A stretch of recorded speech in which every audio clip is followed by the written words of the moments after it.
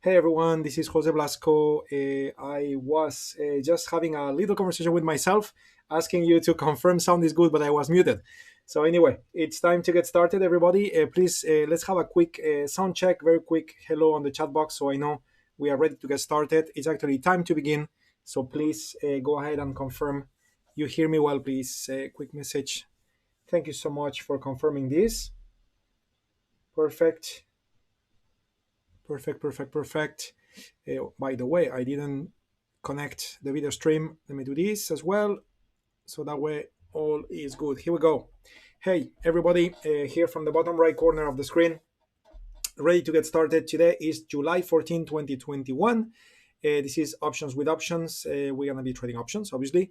Beauty of options, it's always we always say it is so true. Options allow you to adapt to market conditions. So options give you options. You can trade directionally, non-directionally, take advantage of high premiums, low premiums, all sort of different things. Some simpler than others, some more complex than others. Against options give you options, and this is also a way to adapt your trading style to the market conditions as well. Okay. Before we get started, I want to highlight the disclaimer on the upper left side of the screen so you can read it carefully. Please read it carefully. This is important information, so please go ahead and read it all. Do not skip it. It's important stuff. How are you, Siderman? How are you, Christian?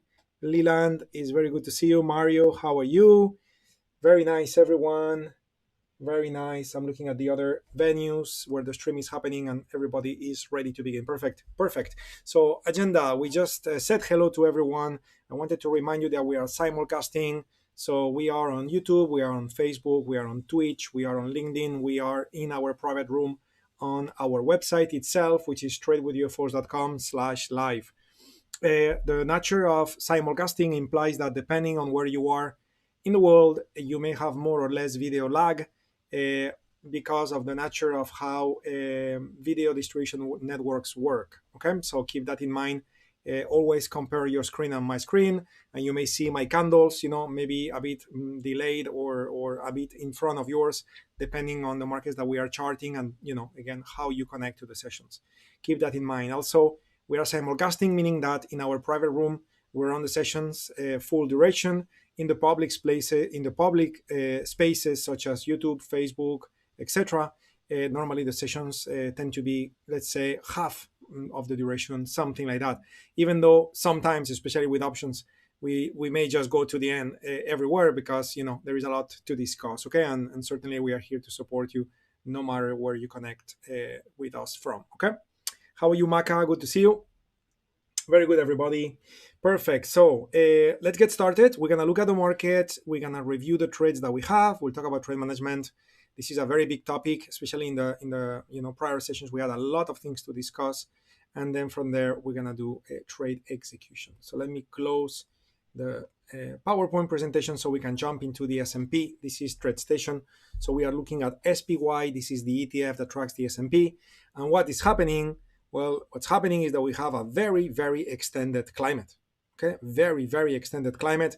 On that particular day, that was last week, it was looking like it was going to turn red. Okay, and that, based on statistics, would have been a normal thing to happen because statistics suggest that up climates will have a normal duration of 9 candles. But guess what? We've been in this climate for 15 candles, meaning that this market is truly overextended. Now, is this likely going to continue?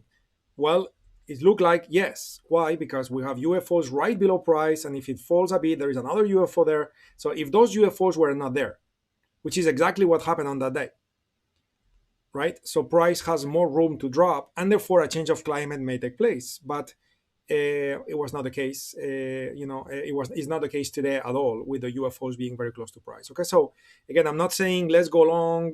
Let's buy everything that can be bought out there in the market. Absolutely not, because this climate is already extended. So while it could continue, typically it will continue just for a little more and then reverse, instead of just keep going and going and going. Even though we've seen cases, rare cases, but we've seen cases sometimes of those, extended, really truly extended propagations of a climate where statistics suggest 9 is the normal thing to expect, and next thing you know, the climate extended for 30 candles.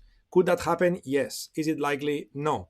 So instead of hoping something's going to happen, which could be pleasant or not, let's rely on stats to guide us into what is the right action to be taken. Okay, so in cases like this where the climate it's not so likely going to continue, so now I am a bit hesitant, if you wish. I mean, that's one way to say it. I'm not hesitant at all. Actually, I wouldn't be happy at all to continue planning on trades to the long side. While I do love, and we have enjoyed many trades like Lily, for example, taking advantage of a breakout of the 52-week high or the all-time high, even better. Well, the reality is that this is not the right time to do this type of trade because the climate is too extended on the S&P. Okay, so unless we find a very unique opportunity with a stock that is, just beginning its climate, and maybe it could make sense, especially if you need longs in your portfolio, then certainly there are other trades better to be taken, like planning on some shorts or also doing some non-directional trades. That would be a safer bet because right now the climate, it's in that position where it's not likely going to last, but if it does, it does, and there is no way for us to predict with odds in our favor what's going to happen, okay? Because it should have been retracing already and it hasn't. Joanne, very good to see you. How are you? Last session was good learning for you. Happy to hear. Maka, very happy to hear as well. You had a very nice email from me, Maka, so I'm very appreciative of that. Thank you so much, guys. You guys are the best. I love it.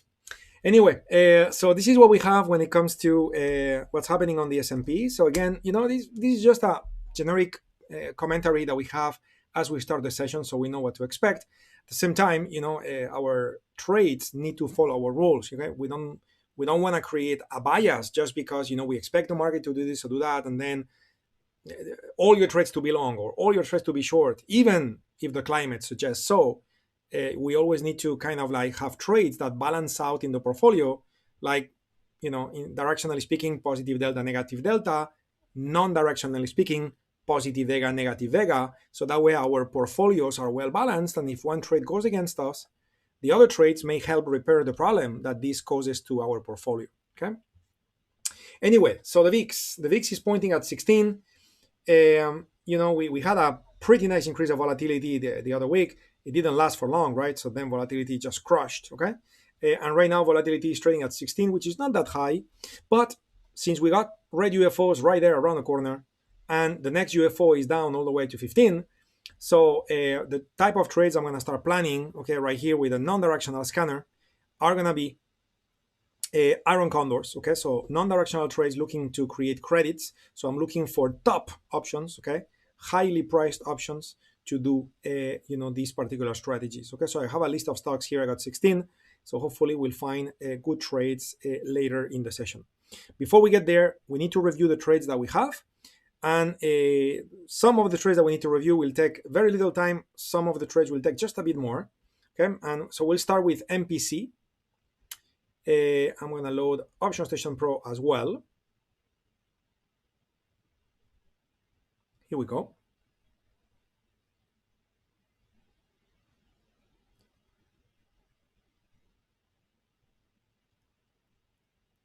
Very good, very good. Perfect, that's it. Almost there.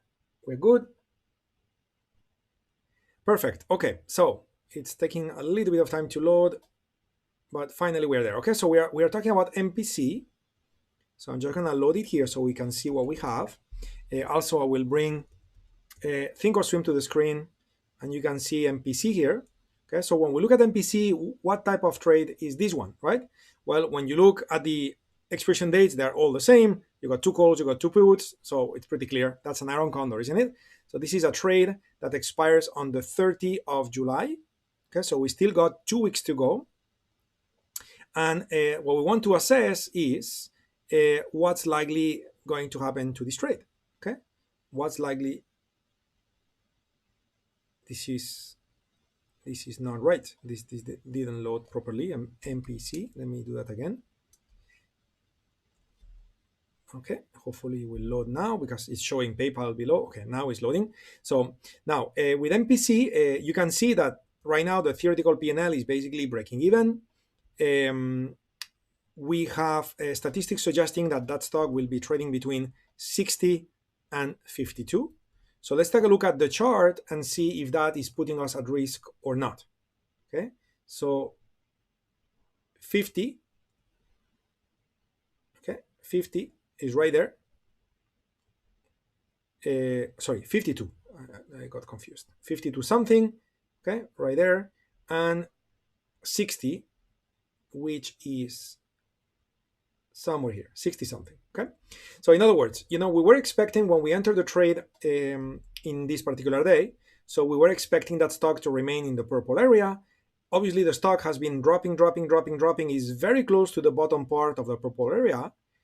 So that stock is at risk. How do we know the stock is at risk? Well, we know because the dotted line below has surpassed the solid line below, right? So what we did when we did this trade is that we started the trade selling the 65 and the 70. If I look at this trade now, you can see that this trade is using 50.55, 62.67. Okay, so 62 and a half, 67 and a half, which 62.67, it's not 70 and 65. Why is that? Well, because we did a roll already. Okay, and I guess I did not document it here on the screen, but basically what we did, the prior week, is that we took those 70 and 65 and we dropped them down to 67 and a half and 62 and a half call. Okay, did I do that right? 62 and a half, 62 and a half. Yes, I did it right. So by doing so, what we did is that we collected premium, right? And by collecting this premium, we are trying to help and alleviate the possible problem this trade will propose the moment. Did we roll MPC? Yes, we did. Yes, you can see that on my finger swim, isn't it?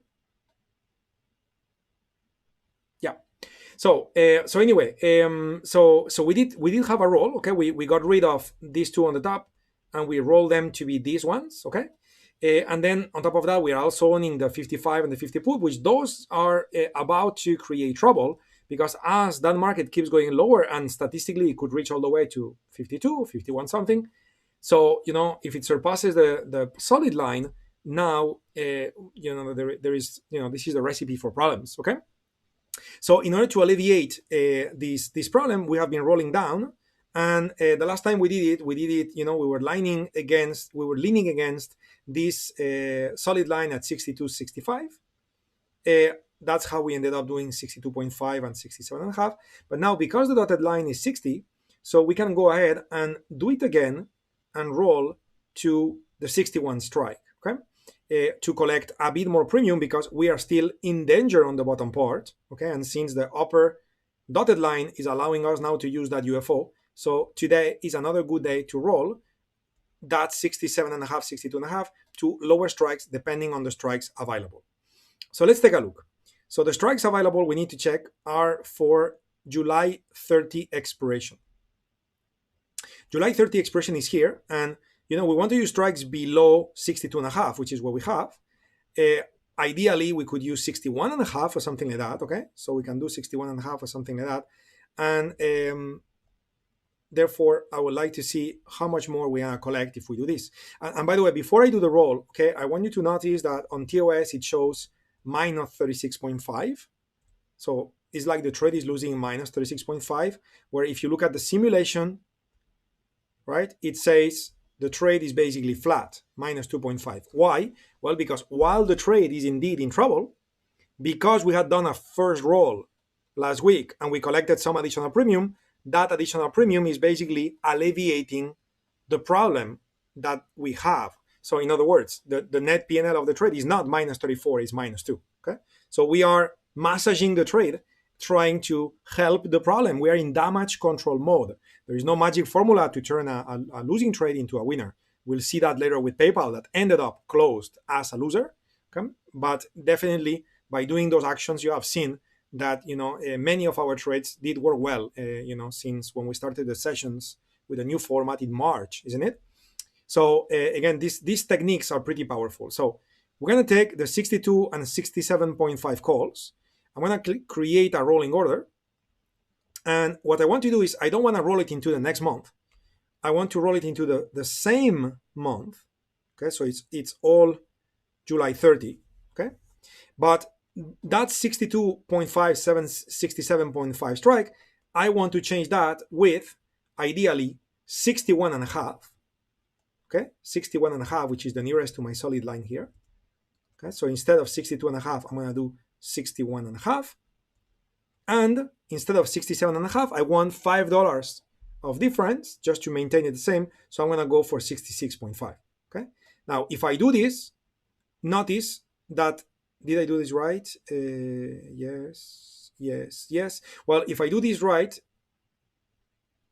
this would be done for a debit. I'm a bit surprised about that. Let me take a look at the option chain. So if I close 62 and a half at 13, okay, got it. It's a slippage situation. So, those strikes being a bit far away. So now what's happening is if I close this one at 13 and I sell this one at 15, so I gain 2 cents. But then if I take the 67 and a half, okay, which is not here, and let's say I buy it, and then I sell the 66 and a half, notice what's happening with the 66 and a half. So I'm being killed on slippage. This is the origin of the problem. Okay, that's why Thinkorswim shows minus 88 debit. There is no liquidity there. And by the way, we talked about this in prior sessions. These often happen when dealing with 0.5 strikes. The most liquid strikes that we have in options trading normally are going to be round numbers. Normally, unless it's an option chain that has strike price increments of $2 and a half, where let's say you have 60, 62 and a half, 65. So then normally the 0.5 strikes are decently liquid. But when you have 0.5 strike price increments, often the 0.5 strikes suffer a little bit. So how am I going to fix this? Well, I'm going to have to be just a bit more aggressive. And instead of using the 61 and a half, I'm just going to go for 61. Okay, I'm just going to go for 61 just by being a bit more aggressive. And therefore, if I do 61, 66, so, well, liquidity is still not the best, and you can see it's still showing as a debit. So then doing the roll is not helping the trade. Okay, so I was expecting here to have a little bit of a credit, okay, just like we did last week. It's not happening. So if it's not happening, then it's very simple. I'm just not going to do the roll, because even if I get a bit more aggressive, it's not working. I can have a last try, which is going to be a waste of time, but I can do 62, 67, right? But probably, okay, that's providing a credit of 2, so it's a bit better. But now you have to pay commissions for 4 options. So in the end, you end up paying to do this.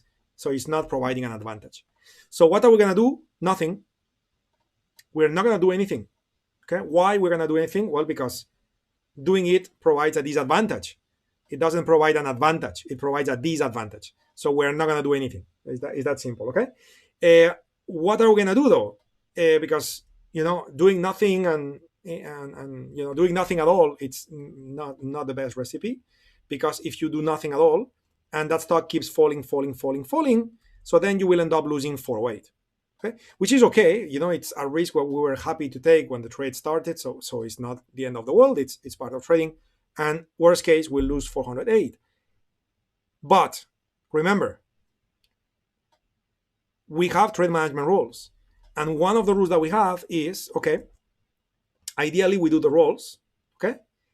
If you cannot, okay, or let's say you have liquidity, but you don't have UFOs to do the rolls, which this has happened in prior trades before, isn't it? So what do you do?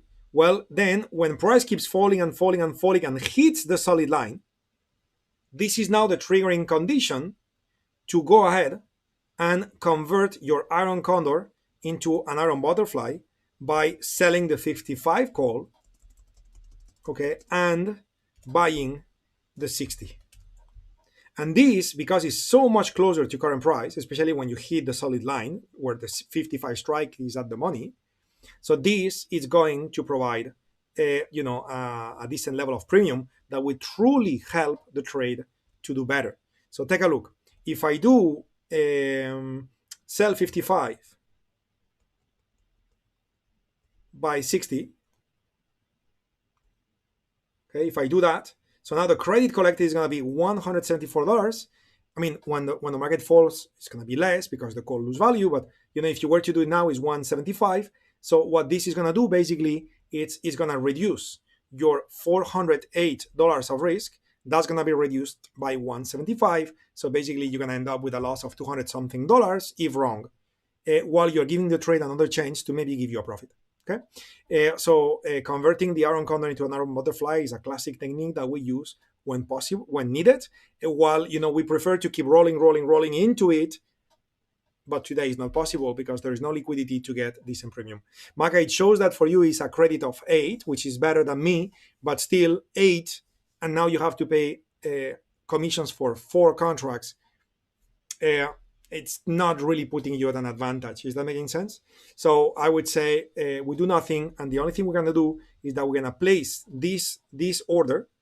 Okay, we're going to place this order. To keep it simple and make sure I get filled, I'm going to use a market order here. Okay, and to place this order, I'm going to have a condition, which is converting the Aron condor into an Aron butterfly, which is if MPC drops to 54.20 or below, okay, then get me into the Aron condor. Okay, so again, ideally, instead of a market order, you place an alert and then you go do it manually so you can get a better price. And it's not critical that you do it exactly at 54.20. It's not critical. I just completed placing the order. The order is now here, okay, waiting to get filled.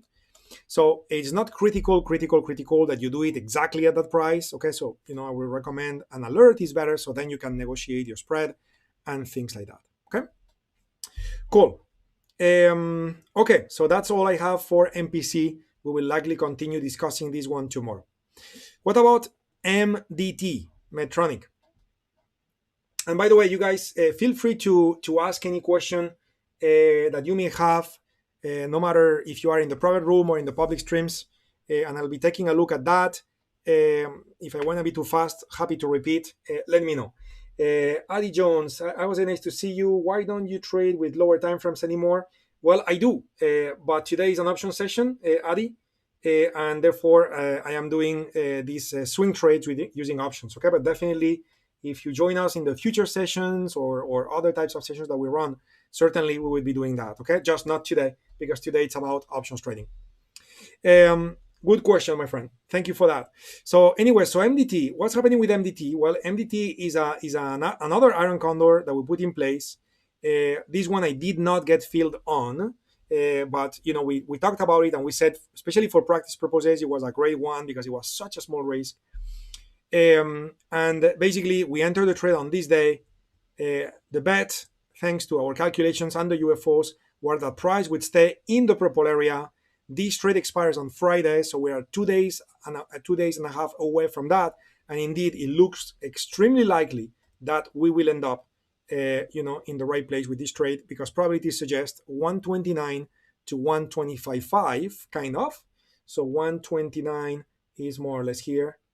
125.5 is kind of here, something like that. So in other words, price is likely going to stay between the dotted lines, which is indeed within the purple area until July 16, which is Friday. So this, I believe, is looking very good. Okay, we'll talk about it more tomorrow as well, just in case something happened, a very fast move or something.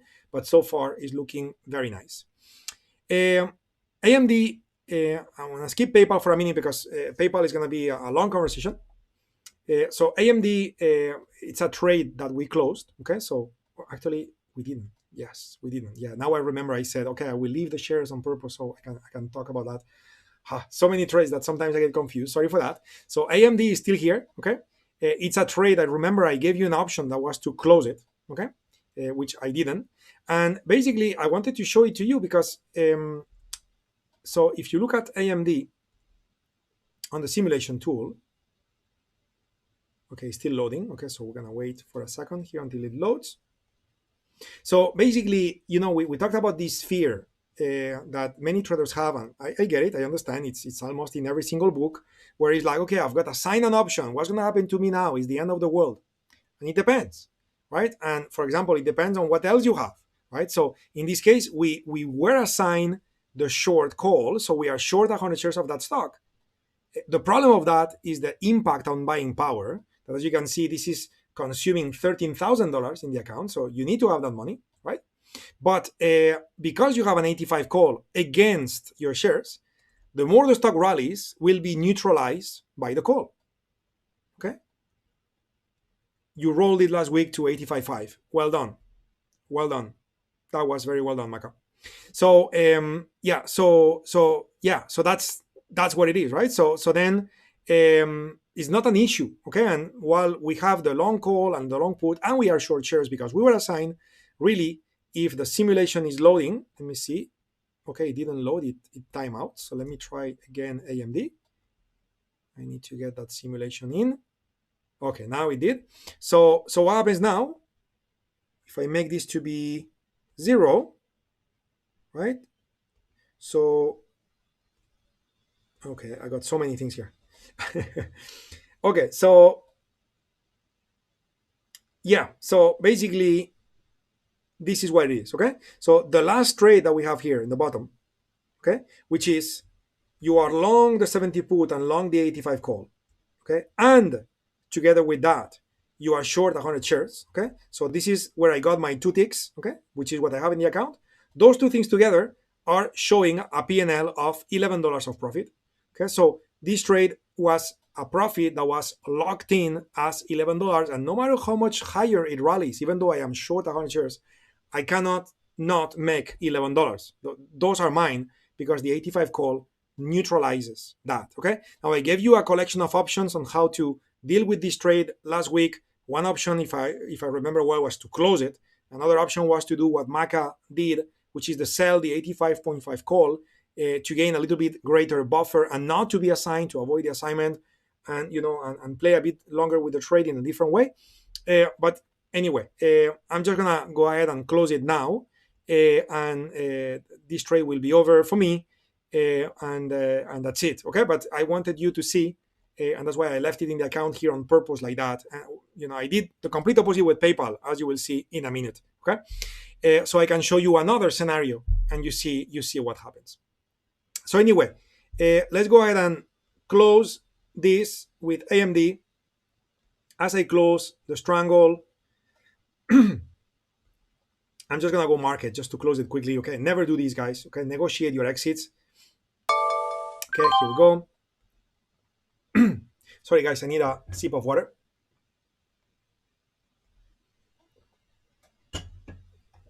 Sorry for that. So I closed the options, and now I'm going to close the stock.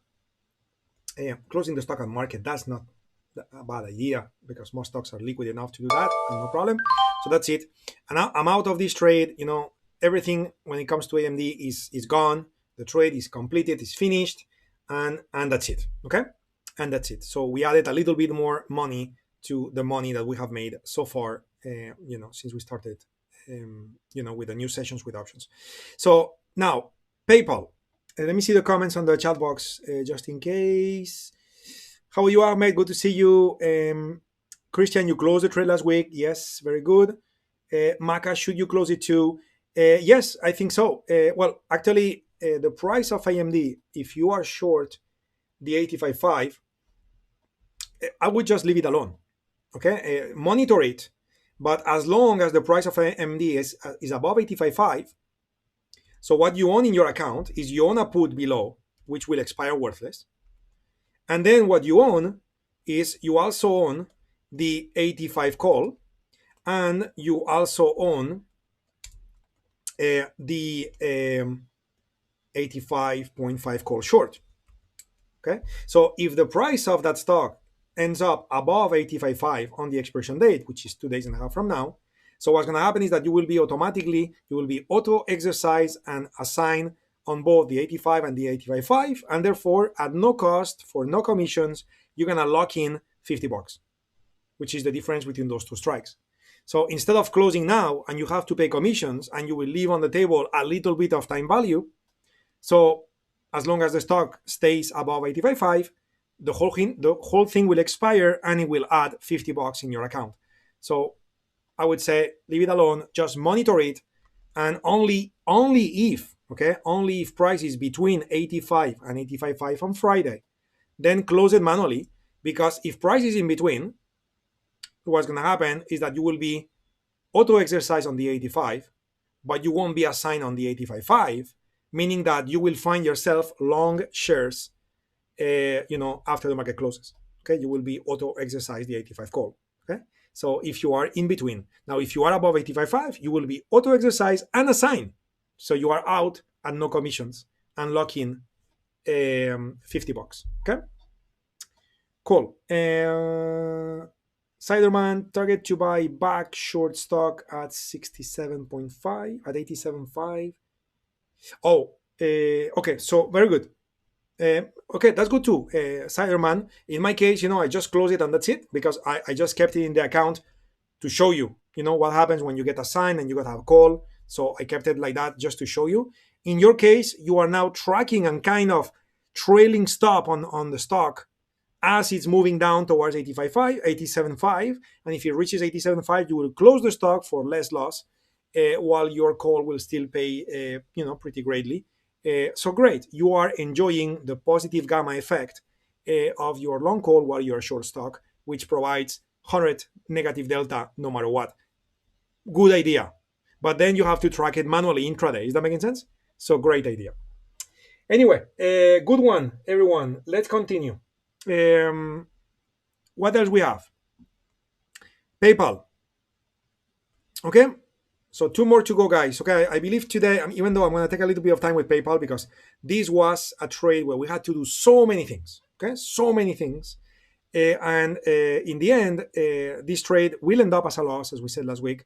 But we've really worked on this trade so much. Okay, so I wanted to tell you a little bit of, the story. Okay, so we're going to talk about what happened during the life of this trade. Okay, and I made a few notes so I can explain everything with detail, because I guess that some of you may have missed some of the sessions. Some of you may not have been present when we started the trade on May 19, because all of these trades started on May 19. Okay, so on May 19, we put together this trade with PayPal. It was a double calendar because we expected PayPal to remain between the solid lines at 288 and 199. And we used 230 strikes and 260 strikes, and we bought the 260 call, sold the 260 call, bought the 230 put, sold the 230 put. All of this was using the expiration date July 16, which is next Friday. And while we bought July 16, okay, with those two options, okay, the options that we bought, the 260 call and the 230 put that we bought, we used July 16. Then for the 260 call and 230 put, we actually sold the front week. Okay, we sold the front week. So in other words, we bought an option with, let's say, 40 days to go, and then we sold an option with, let's say, 7 days to go. Okay, so we sold the front week. That's a calendar, and we did it twice, above and below, with calls and puts, so it's a double calendar. Okay. Now, what happened?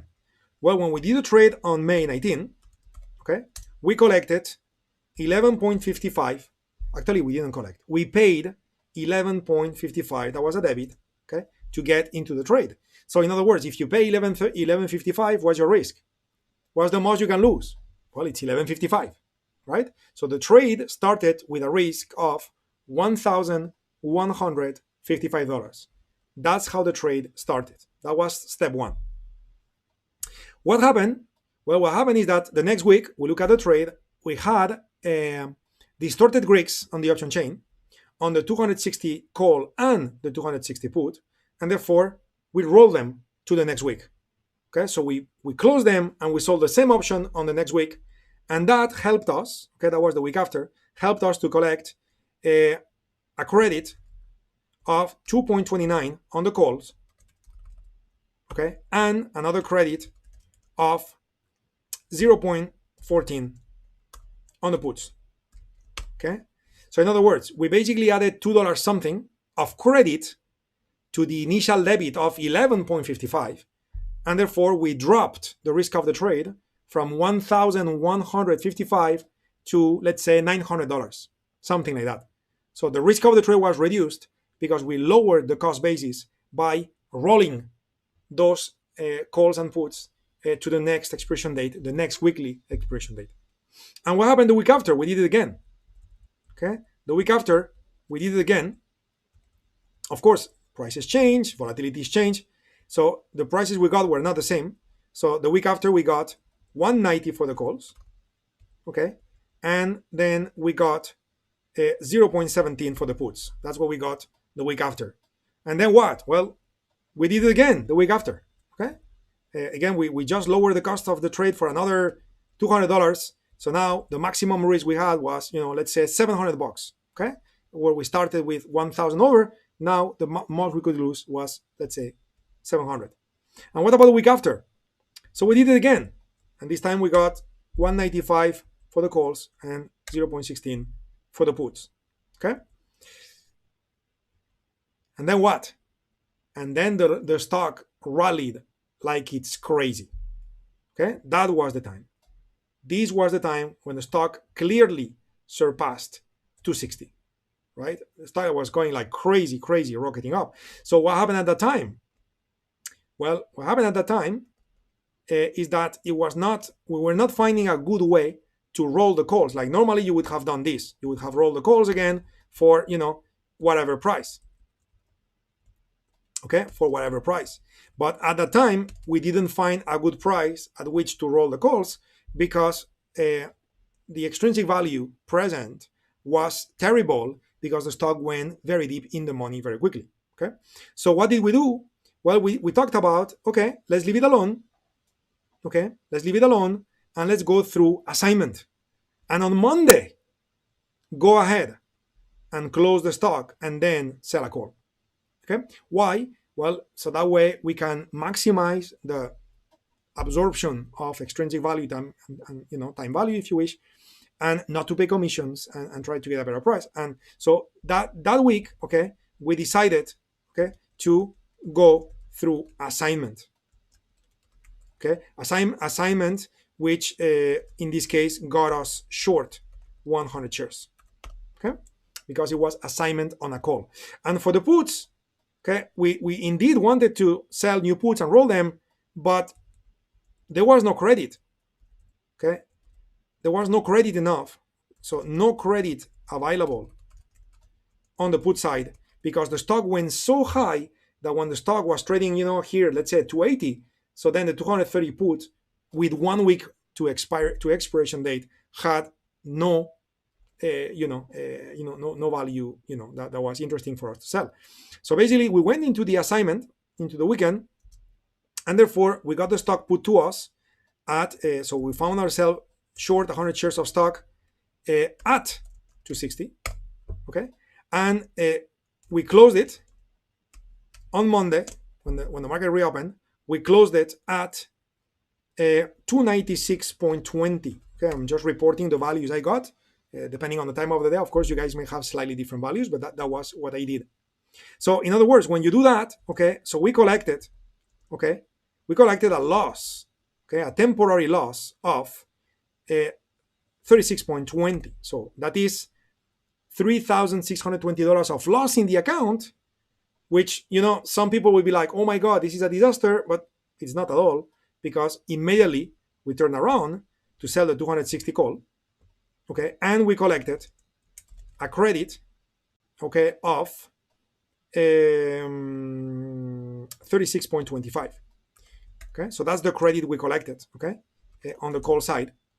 In other words, you lost 36.20, but then you collected a credit of 36.25. So that offset the problem. On top of that, you get 5 cents. Okay, well, it was not ideal because what happened is that the stock, went much higher. So unfortunately, the intrinsic value in that call was the extrinsic value on that call was not amazing. But again, that's what happened during the life of this trade. And then what? Well, then our intention was to go ahead and hopefully find credit on the put and sell the puts and get more help from the put side. But that stock kept going. It kept going, and the more it would go higher, the less premium available on the put. So we were not able to sell puts. For the rest of the life of this trade, all the way to expiration, we were not able to sell new puts. We were just not able to. Okay, so then what? Well, we waited until the end of the week, and the idea was the same. We want to roll. Okay, again, the idea would be to do this again, right? That would be the idea, to do this again. Okay, for different values. That was the idea. But again, we had no credit available on the puts. so we could not do it on the puts. Okay, and for the calls, we had the same story. Because the stock was so deep in the money, the extrinsic value was really nothing amazing, and rolling was not making sense. So we went through assignment again, same story. Okay, so same story one more time, and so we got 100 shares of stock assigned to us at 260, which we then closed at 299.46, giving us a temporary loss of 39.46. Okay, that's what we had. Up to this point is what we did until last week, right? This is, and I'm gonna read your comments in just a second, guys. Okay, I want to go through the end of the story, and then that way I can catch on all the questions. Now, what did I do this time, which is different compared to AMD? So this time, what I've done on Monday is I closed the shares of stock, and then I sold a call, but notice it's a different strike. Okay, so here I've done something different, which is what I want to explain. Okay, so again, I closed the stock for a temporary loss of 39.46, and then in a normal case you would sell the 260 call, but in this case I went for the 262.5. Okay, this paid a 37.35. Okay, and you may say, wow, Jose, why did you do that? Right? Because in the prior case you lost 36.20 and you recovered that by selling the 260 call. But in this case, you lost 39.46, right? But you only got 37, so you didn't recover the whole loss by selling that call. Well, I didn't recover the whole loss. True. But what's the difference between those two strikes? $2.5. So what's going to happen on Friday if the stock expires above 262.5? Well, if the stock expires above 262.5, I'm going to be short the 262.5. Let me type this correctly. I'm going to be short the 262.5 call, and I am long the 260 call. So what's going to happen if the stock is above 262? Well, I'm going to be automatically exercised the call, so long shares at 260. I'm going to be automatically assigned the short call at 262.5. So I'm going to be selling those shares at 262.5 and therefore make $250 of premium. So in other words, when you see that number has built in $2.5 of additional intrinsic value the day when the options expire. So in other words, you could think of my 37.35 that will increase by 2.5, which is bringing that value higher than 39.46. So I am recovering my loss plus a little bit of an extra profit. Okay. Again, what's the net outcome of this? Okay. Well, if you do the whole math, okay, if you add it all up, the debit I paid at the beginning, 11.55, and then all the credits I collected throughout the time, the temporary losses I collected with the new credits I collected, you add the whole thing up, and it's 6.80. That's the net. Okay. What does that mean? That the worst case scenario, if the stock drops below 260, will be to lose 680. Take a look. I simulated here this, okay, like that. So notice how here I have the long 260 call, the long 220 put. That is, by the way, that's wrong. It should be 230. Sorry for that. So the long 260 and the long 230, okay, and right below I am short the 62.5 call. So I got 3 units, which are the same 3 units I got in the account here. I am long the 260 call, long the 230 put, and I am short the 262.5 call. Okay, so what's the net outcome of this thing? Well, right now I'm losing 461. Okay, if everything stays the same, so at the end I'm gonna lose 430, What is 430? Do the math. 430 is the $600, $680 this trade cost me net. I just gave you the math. Minus the $250 I'm gonna make, if the stock remains above 265, because I am gonna lock in an intrinsic value of $2.5 between 260 to 262 and a half. So 680 minus 250 equals 430 negative. Okay, which is the amount of money I'm going to lose. So I took a trade that had an original loss at 1,155. I was wrong, deadly wrong, crazily wrong. The stock went to the moon, right? And worst case, I'll lose 430. Actually, not worst case. Normal case, I will lose 430. If the stock falls and falls and falls and falls and goes below 260, so then there I could lose my 680, because below 260, I don't have that additional intrinsic value. Okay, but again, what are the odds of the stock to go below 260? I mean, it's basically, again, we cannot say never say never, right? Like the James Bond movie, never say never again. Okay, so never say never. But really, I mean, probabilities suggest this is where the stock is going to be, right? One standard deviation is right here, 295. So yeah, so that's basically how I help the trade a bit more than simply closing it. I waited for the assignment and then, sold the 262.5 call, okay? And by the way, I was a bit unlucky because the stock opened gapping up on Monday. If the stock had gapped down, then I would have been able to lose a bit less on the stock and sell the call for more or less the same price, because it's very deep in the money anyway. And then, I would have had a little bit of a tinier better outcome, okay? So that's where I am, shooting for $430 of loss in this trade by just letting it be and do nothing. So I'm going to do nothing on this trade, and you will see how magic next week when we meet, there is no PayPal, because on Friday, all of these will go.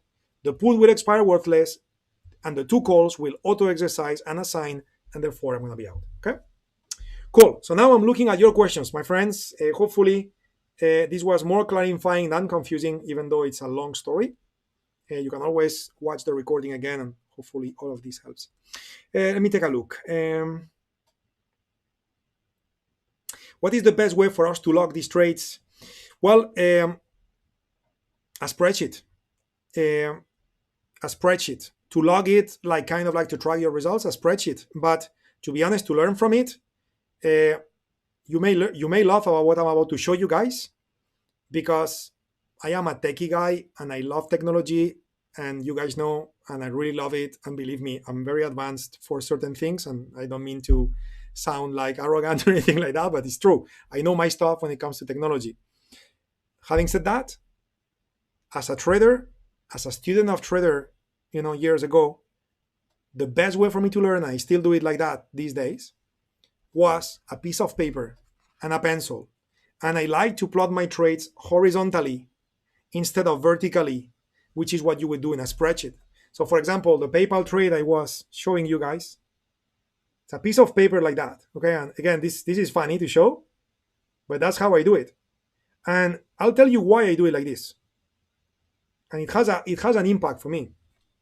I mean, when I was studying this for myself, now it's kind of muscle memory. But the beauty of this is that when you trade, you're in front of your computer, and it's all lighting screens where you have data, right? So if you log your trades on a spreadsheet and then you review the spreadsheet, it's kind of like you review what you already seen when you typed it, and it's very difficult to kind of identify mistakes or get aha moments if you review what you have seen already. So what worked very well for me when I was a student of trading, we will always, all of us, including me, always be students of trading. There's always something else to learn, right? But again, I'm talking about my early stages. So something that worked very well for me was to grab pieces of paper, okay? Because they have, at least it's my mentality, my mindset, they have like a visual memory of the moment. Okay, so each piece of paper, I remember what I was thinking when I was writing. I remember what was going on. I remember where maybe some object was on my desk. I have that memory.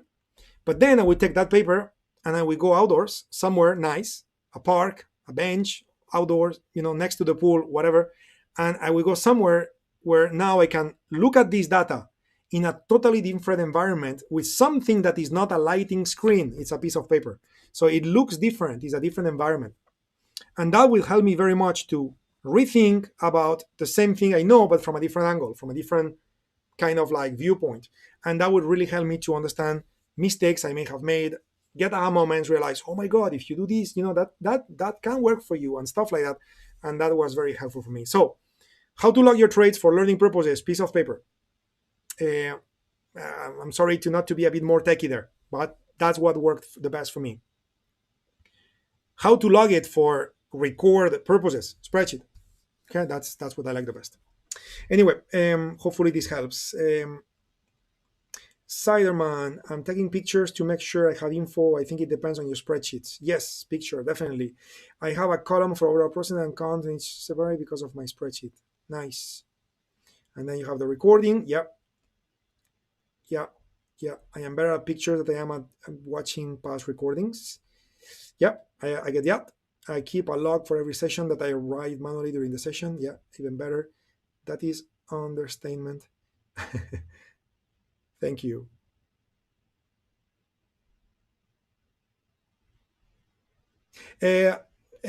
No, I don't save them. I mean, I used to at the very beginning. At the beginning, I had this routine where, I would just collect all the trades of the week and review them on the weekend, and then we re-review everything once a month. And then I used to store all of that until one day we have a tradition in my in my country, in my region, is called fallas. You may wanna, if you're into traditions and things like that, you may enjoy googling fallas of Valencia. I'll write it for you guys. Okay. And you will see the crazy things that we do. We just make big fires with things, to basically we have like a critique, we create a monument, something very, very tall on the street, and then we burn it with firecrackers and lots of gasoline, and it's really amazing. It's a lot of fun. But anyway, keep it going back to trading. So I did a fire with my stuff. so no, I don't keep it anymore.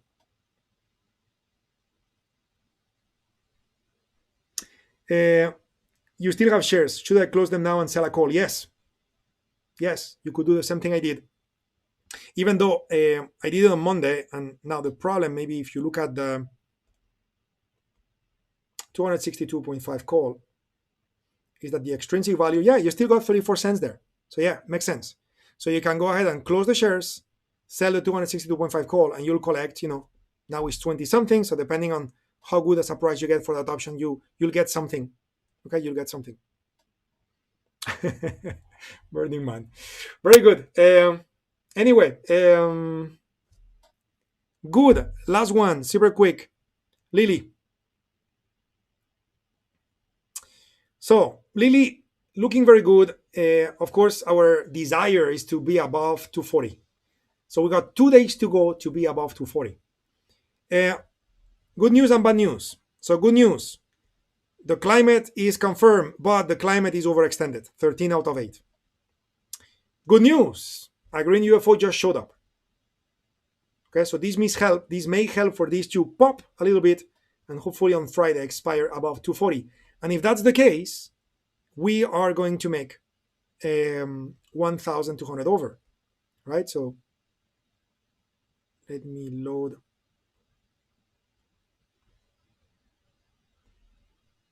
Sorry, guys, I just clicked in the wrong place. Yeah, the option chain just is not showing the symbol for whatever reason. So I'll just close it and reopen. I just allow TradeStation to close the process before I restart. I'm going to count to 10 and do it again. And so that way I can show you the risk profile.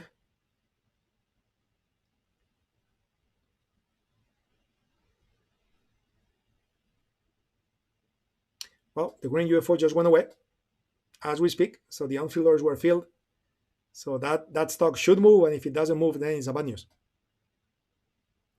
Okay, so here's Lily. Looking at the analysis tab.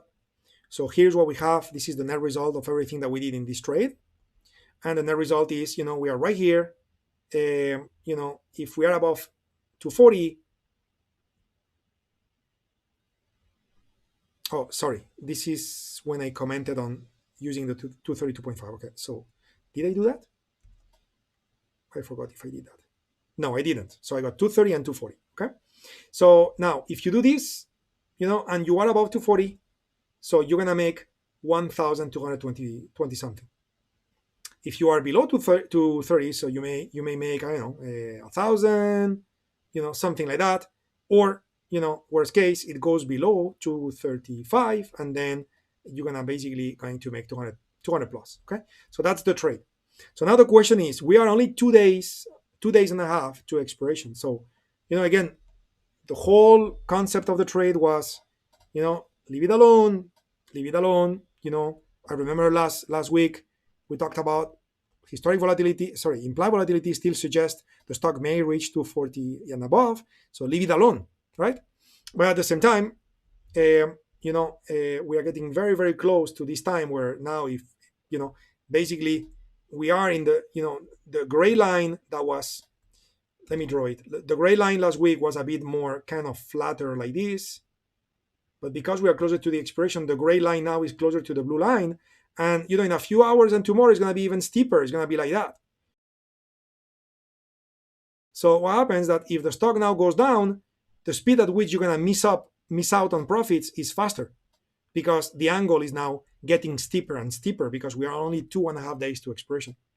So in other words, I'm still thinking that probably doing nothing is the best choice, okay? But while I'm thinking that, I do want to reassess what I discussed the other day. The other day, one choice I gave you as a trade management technique was to roll the 240 call into 232 possibility.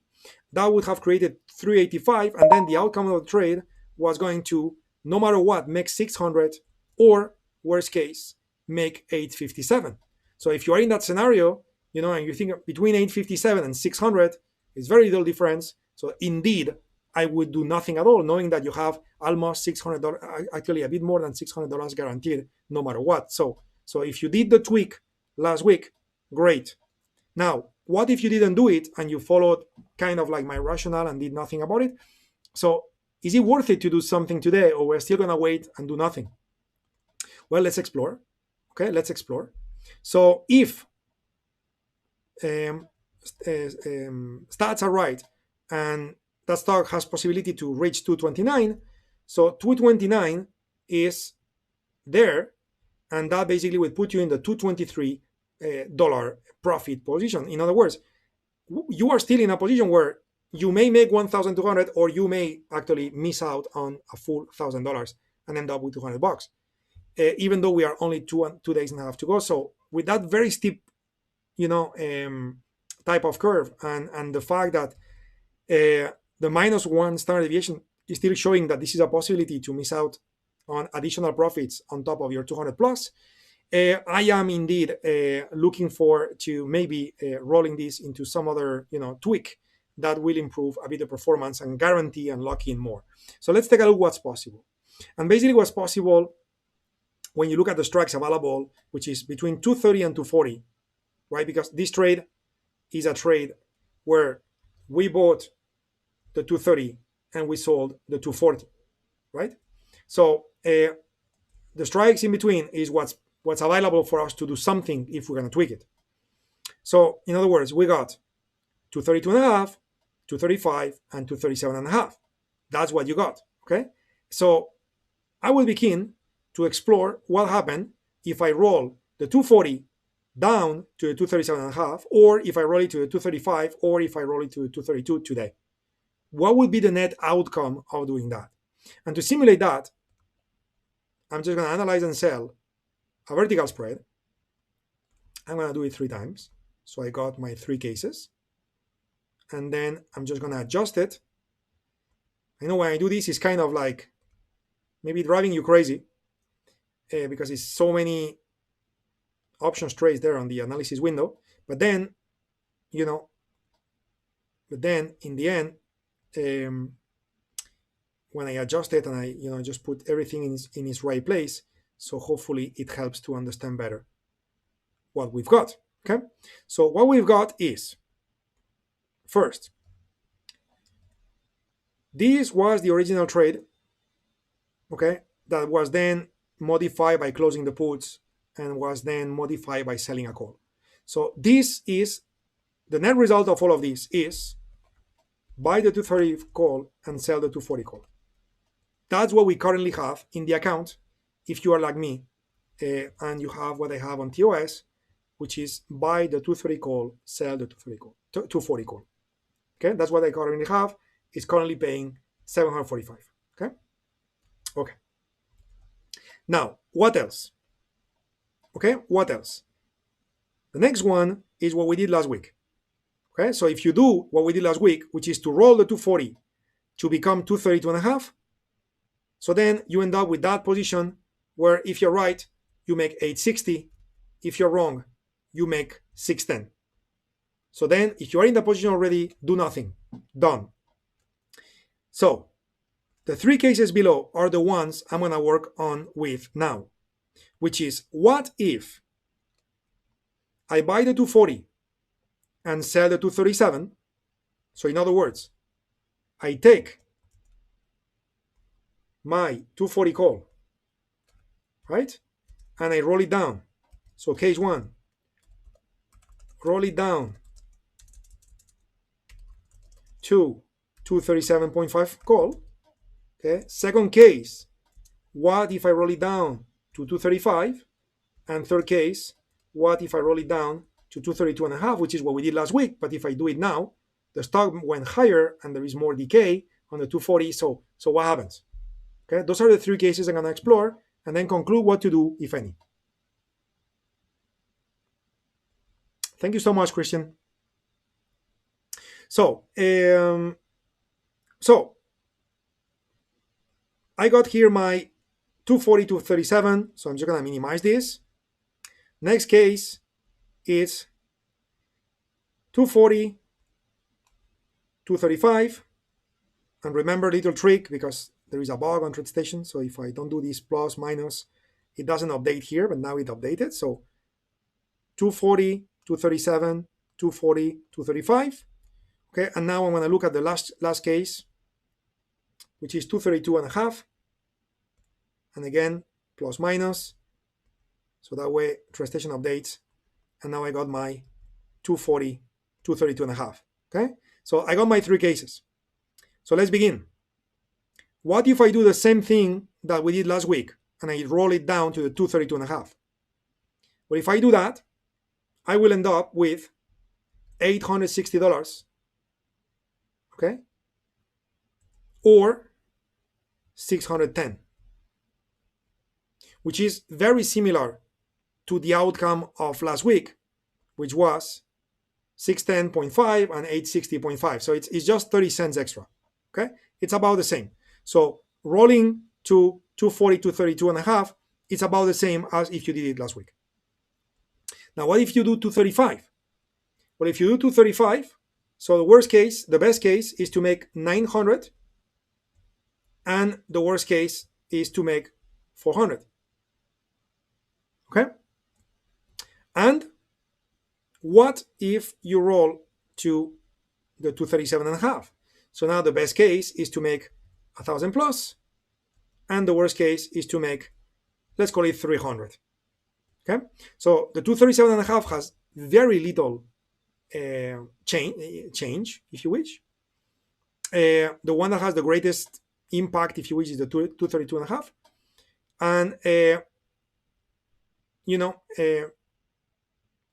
to be honest, is the best choice in my mind, and here's why.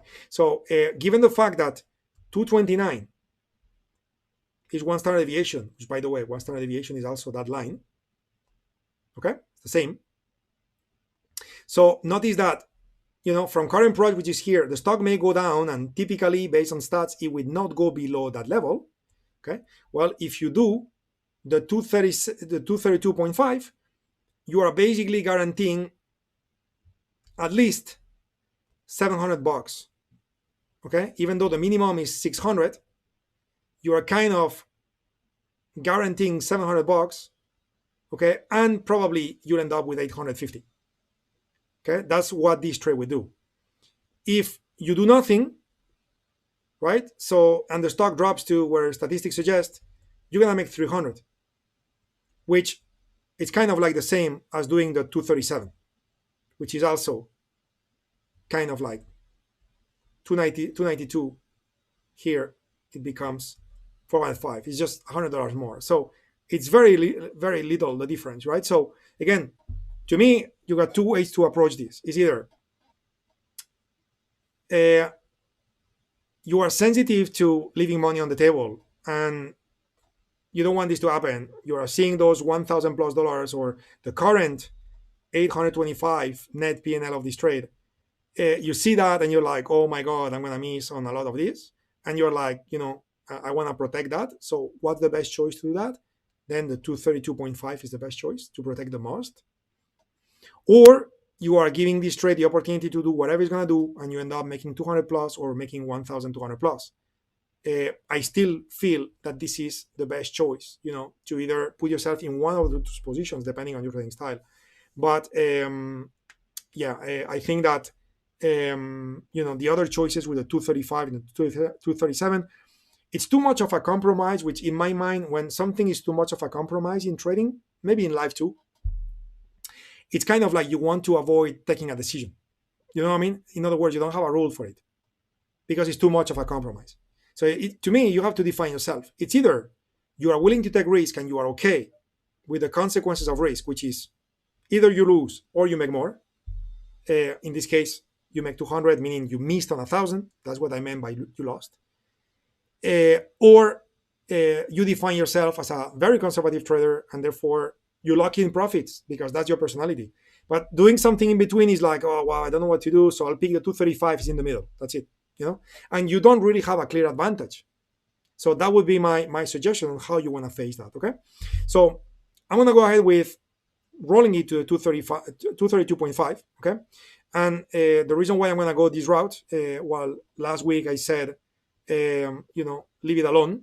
I was okay with last week leaving it alone because implied volatility values were lower and the angle of this gray line was less steep. But this week, implied volatility values are greater and therefore is pushing this value to be much lower. So you are at risk of the stock moving to you too fast, plus the climate is a concern, as you know. And because this angle now is becoming steeper because we're approaching expiration date, so then I want to now protect this trade more by doing the roll. Okay, so I'm going to do the roll and we will call it the day because I have surpassed the time for the session to be completed. So I'm going to roll the 240 call to become same expiration to become 232.5, bringing in $365 of credit. Okay. To do it very quick, I'll do it market. Please don't do it market. So we get the fill immediately in the account here. So then we can see the outcome. So I got 394. Okay. So 394, that's what I'm going to simulate here. Okay. And I'm going to delete this and this and this. And this is what I now have in the account, which is a trade that worst case will make 617, base case will make 867. Okay. So that's it. So that's what we have. I'm going to take a look at your comments, your chats, and make sure I didn't leave any question, and we will call it a day, everybody. Okay, so I see no questions, I see no comments, so I guess that everybody was following. Would you guys give me a final confirmation? How was today, guys? How is everything going? While you respond, I'm excited for today, guys. I know I said the same last week, but we have less trades in the portfolio now. I got nothing to say about Lily. We closed AMD. I got nothing to say about PayPal. I said everything about PayPal. So we may need to talk about Marathon tomorrow, but I don't have much more to talk about management. So tomorrow is going to be a day for planning trades, and let's ask Mr. Market to be nice to us and make it easy for us to find as many trades as possible, so we can put a bunch of trades in the account now that we spent a few weeks with a very strong focus on trade management because we had to. So now it's going to be time to go back to adding trades to the account.